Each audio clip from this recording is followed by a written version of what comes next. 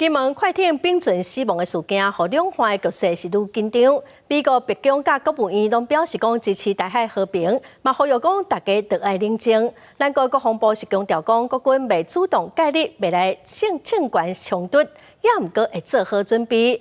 另外，有军事的要将北台记录着讲，昨有中共的侦察舰出现伫苏澳的外海，互咱国海军广播驱离。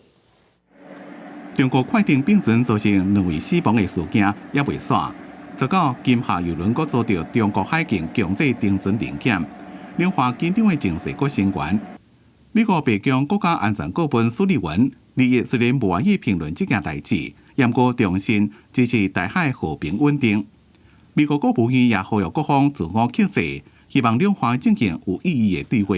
Yeah, we are closely monitoring Beijing's actions. We continue to urge restraint and no unilateral change to the status quo, which has preserved peace and stability in the Taiwan Strait and throughout the region for decades. We urge the PRC to engage in meaningful dialogue with Taiwan to reduce the risk of miscalculation. 国际关心台海局势，中军是毋是升悬动作？国防部表示，无观察到异常的动作。对于金门事件，国军强调秉持无主动介入、无升悬冲突的原则。但是做好冲突支援的准备。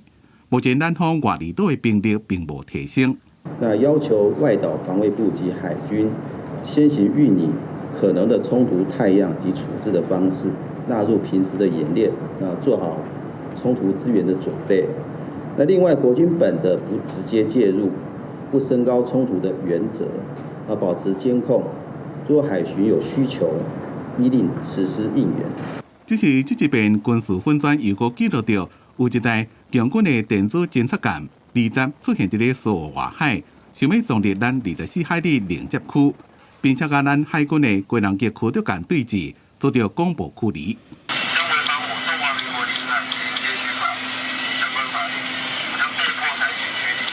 国防部也公布侦测到中共的主副战机总共10台次，伫台海周边活动，其中飞过台海中线进入台湾西南也个东部空域的战机有6台次，包括1台次的中共直升机出现伫咧东部外海，国军运用任务机舰加华地飞弹严密的监控应处。